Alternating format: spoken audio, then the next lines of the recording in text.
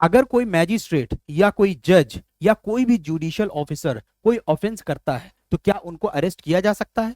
उनको अरेस्ट करने का प्रोसीजर क्या होगा और हमारे यहाँ क्या क्या प्रोटेक्शन है एक एक जज के अरेस्ट के लिए?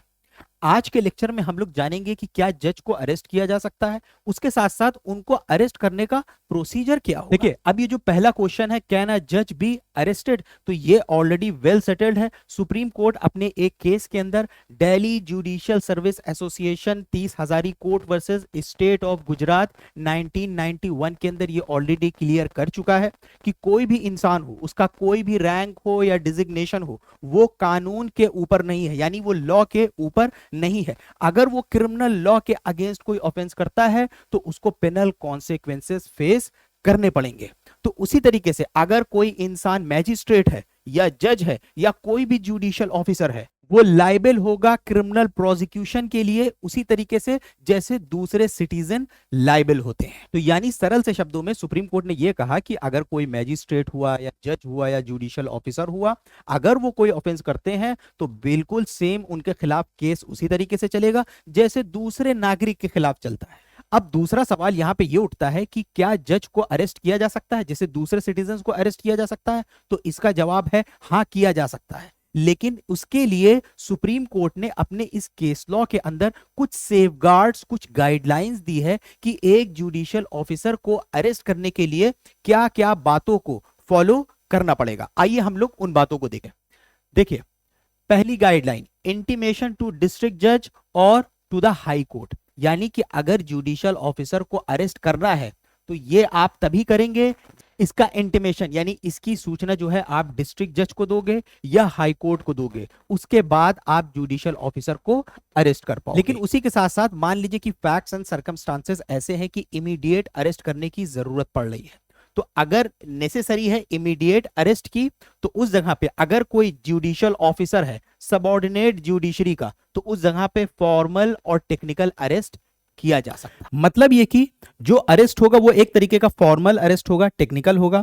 फिजिकल तौर पे जैसे हैंड कफ किया जाता है उसको नहीं किया जाए। लेकिन अगर फैक्ट्स एंड सर्कमस्टांसेस ऐसे थे कि इमीडिएट अरेस्ट करना पड़ा, तो उस जगह पे इसकी जो जानकारी होगी तुरंत ही डिस्ट्रिक्ट जज को और जो चीफ जस्टिस होंगे हाई कोर्ट के उनको देनी पड़ेगी। अब जो जुडिशियल ऑफिसर अरेस्ट हो गया है उनको पुलिस स्टेशन नहीं ले जाया जाएगा without prior order of district and session जज, यानी जो डिस्ट्रिक्ट एंड सेशन जज होंगे उनके प्रायर ऑर्डर के, उनके प्रायर डायरेक्शन के आप उस जुडिशियल ऑफिसर को पुलिस स्टेशन नहीं ले जाएंगे। उसके साथ साथ जुडिशियल ऑफिसर अगर अरेस्ट हो गया है तो उनको इमीडिएट फैसिलिटीज प्रोवाइड करी जाएगी। किस चीज की? ताकि वो कम्युनिकेशन कर सकें अपनी फैमिली मेंबर्स के साथ, लीगल एडवाइजर्स के साथ, जुडिशियल ऑफिसर के साथ, इंक्लूडिंग डिस्ट्रिक्ट एंड सेशन जज के साथ। उसी के साथ साथ जो जुडिशियल ऑफिसर अरेस्टेड है उनका कोई स्टेटमेंट नहीं लिया जाएगा, कोई पंचनामा ड्रॉ नहीं किया जाएगा, उसके साथ साथ कोई मेडिकल टेस्ट नहीं कराया जाएगा except in presence of the legal advisor, सिर्फ उनका जो लीगल एडवाइजर होगा उसकी मौजूदगी में। या मान लीजिए कि कोई दूसरा जुडिशियल ऑफिसर है सेम रैंक का या हायर रैंक का, सिर्फ उनकी मौजूदगी में ही यह चीज की जा सकती। उसके साथ साथ जुडिशियल ऑफिसर को फिजिकल तौर पे अरेस्ट नहीं किया जाएगा, यानी कोई हैंड कपिंग नहीं होगी जुडिशियल ऑफिसर के साथ। हाँ, लेकिन अगर वही जुडिशियल ऑफिसर कोई वायलेंट रेसिस्टेंस करता है तो उस जगह पे जुडिशियल ऑफिसर को ओवर पावर किया जा सकता है और उनको हैंड कफ भी किया जा सकता है। लेकिन इस चीज की रिपोर्ट जो होगी तुरंत दी जाएगी डिस्ट्रिक्ट एंड सेशन जज को और जो चीफ जस्टिस होंगे हाई कोर्ट के उनको।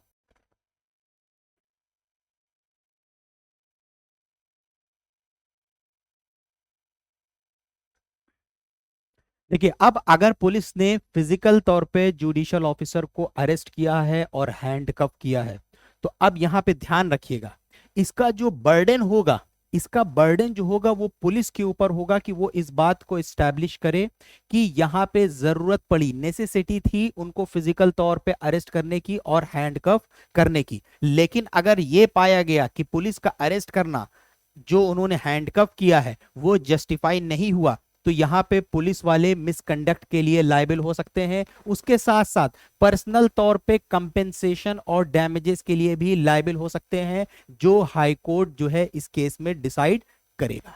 देखिए, अब ये तो सुप्रीम कोर्ट की गाइडलाइंस थी इस केस के अंदर, सेफगार्ड्स थे जजेस को अरेस्ट करने के लिए।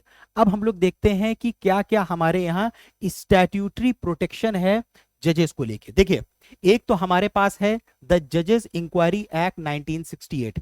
ये जो एक्ट है हमारे पास, द जजेस इंक्वायरी एक्ट 1968, ये असल में एक प्रोसीजर बताता है कि किस तरीके से इन्वेस्टिगेशन करी जाएगी और किस तरीके से अगर कोई सुप्रीम कोर्ट का जज है या हाई कोर्ट का जज है, उनके मिसबिहेवियर और इनकैपेसिटी को कैसे प्रूफ किया जाएगा। तो यानी जजेस इंक्वायरी एक्ट जो है ये इन्वेस्टिगेशन बताता है कैसे करना है और कैसे प्रूफ किया जाएगा मिसबिहेवियर और इनकैपेसिटी अगर किसी सुप्रीम कोर्ट या हाई कोर्ट के जज की होती है। उसके अलावा हमारे यहां जजेस के प्रोटेक्शन के लिए एक और एक्ट है, द जजेस प्रोटेक्शन एक्ट 1985।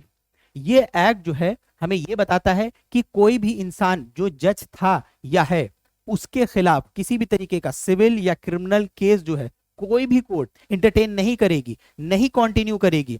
कोई भी ऐसी बात को लेके या एक्शन को लेके जो उस जज ने अपनी ऑफिशियल ड्यूटी या जुडिशियल ड्यूटी करने के दौरान किया होगा। हाँ, इसके अंदर यह भी बताया गया है कि हाँ, state government, central government, high court और सुप्रीम कोर्ट जो है एक्शन ले सकते हैं। उसके अलावा हमारे पास एक एक्ट और है, the judicial officers protection act 1850 का।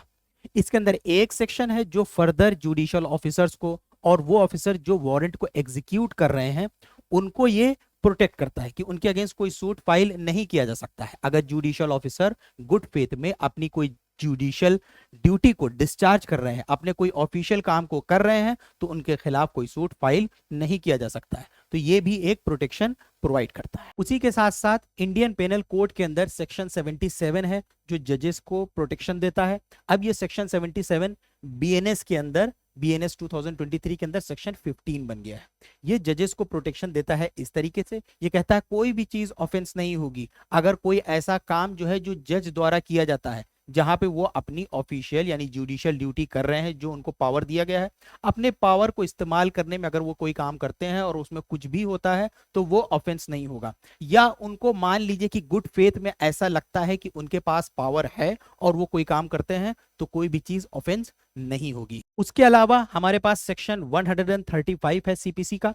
वो ये कहता है कोई भी जज, जुडिशियल ऑफिसर और मैजिस्ट्रेट को किसी भी सिविल प्रोसेस के अंदर अरेस्ट नहीं किया जाएगा जिस वक्त वो कोर्ट जा रहे हैं या कोर्ट प्रिसाइड कर रहे हैं या कोर्ट से आ रहे हैं, उस दौरान उनको किसी भी सिविल प्रोसेस के लिए अरेस्ट नहीं किया जाएगा। उसके साथ साथ एक जजेस की प्रोटेक्शन ये है कि कोई भी कोर्ट जजेस के अगेंस्ट कॉग्निजेंस नहीं लेगी कोई ऑफेंस को लेके बिना प्रीवियस सैंक्शन के, जो सीआरपीसी के अंदर सेक्शन 197 के अंदर बताई गई है और बीएनएसएस के अंदर 2023 के सेक्शन 218 में। मतलब कि अगर किसी जज के ऊपर यह इल्जाम लगाया जाता है कि उन्होंने अपनी ऑफिशियल ड्यूटी करने के दौरान कोई ऑफेंस कर दिया है, तो उस ऑफेंस का कॉग्निजेंस कोई भी कोर्ट नहीं लेगी जब तक कि उसके लिए प्रीवियस सैंक्शन ना मिल जाए। आई होप कि आपके काफी डाउट्स क्लियर हुए होंगे इस लेक्चर में। आज के वीडियो में बस इतना ही। Thank you everyone for joining and watching. Have a good night.